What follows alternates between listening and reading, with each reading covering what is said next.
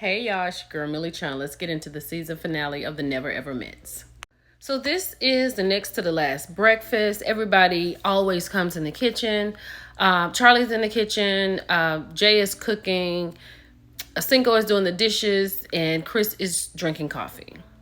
Jared comes in the kitchen and the energy is very off because Charlie just doesn't know where his mind is. But I think Charlie does know where his mind is because he is very clear that he is not leaving with her. He's told her things. He's told her how he was planning to string her along. She understood that, but she's still holding on for whatever reason. Chris is like, he can't believe that they've come to this point. He doesn't quite know what he wants to do. And Cinco seems to think that he and Alexis are going to leave together, right? And Cinco has no doubt in his mind that he and Jay are leaving together. I don't know what is wrong with Charlie. Like, I don't know how much clearer Jared could be for her, right? She's like, I just don't know what he's going to do. And, I just came here for him. Girl, you should have been home with your 4 children. Now, Kiki is taking Brandon to Dave and Buster's. She said since he wants to act like a kid, she's going to take him to play some games. Brandon is having a good time. They play table hockey. They play some basketball. They threw axes. But when it comes down to it and he looking at Kiki across the table, he's looking at her and thinking she's a liar because he came there for her. He was faithful to her. He even tried to see her. And when she told him that she was still with her ex, that just broke everything up for him. So he's out. We haven't got to that point yet, but I know at this moment that he's out. And she's like, she's having a good time. She said that she has some more deciding to do. She said that she really enjoys spending time with him when he's not mad at her. But the problem is she's the one that makes him mad. Brandon came in here on some relationship stuff. So Charlie is taking Jared outside for a date. She doesn't like to do that, but she wants to make him happy. And when they sit down and they start talking, she wants to know what he thought the first time he saw her. He said he was actually starstruck. She thought he was the most beautiful man in the world. And as he's sitting here talking to Charlie, he lets her know that she is his best friend.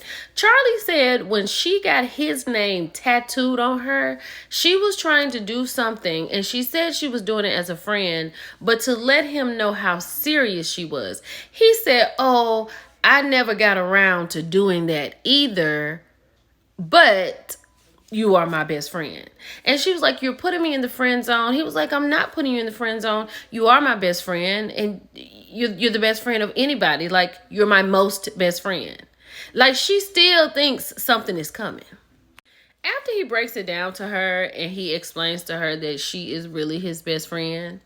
And that's what it's going to be. Now, at this moment, he has been very clear. And he has told her how he feels. She is refusing to hear him or believe him because she's come here, she's had bang bang with him, and she realizes that that's all he wanted. And he has used her, and now she's sitting here with her head in her hand, not wanting to believe what he's saying to her. Then he's hugging her. He's telling her it's going to be okay. We'll be fine. Like, still lying to her, knowing he's not going to be with this girl. So then Charlie gets to the house and she talks to Alexis and she's telling her that Jared has treated her better than any man she's ever had. She was like, girl, any man, no man has treated you better than this. Like, he has lied to you and told you that you are his friend. She was like, no, when I'm feeling down, he brings me food. Girl, that's because y'all in the house together. He can be the best man on the planet if y'all on the computer together, but when you got him right here in the flesh, he is who he is. Jared is a BAN. He's not a new member. We're just finding out that he's been in the club for a hot second. Alexis is like, girl, you're gonna have to choose yourself. You're gonna have to love yourself and you're gonna have to let it go. And she is still holding on. So they have got together. They're having the Last Supper. They're going around talking about, they feel like family. What was the most what was their best experience and all of that, and they're just having a really good time. And then Taronda comes in and she lets her know that tomorrow is their last day, who's going to leave with who's not going to leave with who. They have a lot of things to figure out. But honestly, out of the 4 couples that are still there, I really like all of them. Jared is a goofy BAN, but he's horrible, we know that, but they're a really good group of people.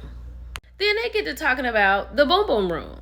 And they were saying that there are 4 rooms. Everybody can be in a room with their person, and the Boom Boom Room can be room 4. Now, Jared is saying, I don't want to be in that room. It's like a Hotel 6. Him and Charlie then rolled that room down to Hotel 6 status. Okay. And so Alexis said, we had gone to the Boom Boom Room, so it's our turn. Chris is like, you trying to get me up in that MF? Like, why is he looking like this? What is the problem of showing her some type of affection? And then they showed a flashback where she was talking about giving him a massage and all of that. He was like, you gonna give me a massage? We're gonna have to stay tonight. She is sitting here in shock because he's like, I ain't going in there. And everybody in the room is hearing this conversation. She feels like everybody is wondering, why haven't they been in the room? Like, I don't know what it is. She was like, maybe he can't handle all of this. Or maybe he doesn't want to. So what is this show without them playing a game? So this is the last game. Chris comes in and they have a paddle with a green and a red side. So they're asking questions like, should you have your partner's passwords? Everybody answered the question. And then they asked, did they want kids? Everybody was like green and red or what green. And then Charlie and Jared was like red because they don't need any more children. Then they asked the question, do you believe in monogamy? Again, Jared is answering her questions. He is telling Charlie who he is. He is letting her know what he's going to do. He said that you can be faithful or you can be committed to someone while you're with them, but it's just because now it's your turn, because there are no monogamous relationships, which it did not make any sense the way he was saying it. He was trying to fix it up for Charlie because she was devastated. But he doesn't believe in monogamous relationships. He just believes it's my turn.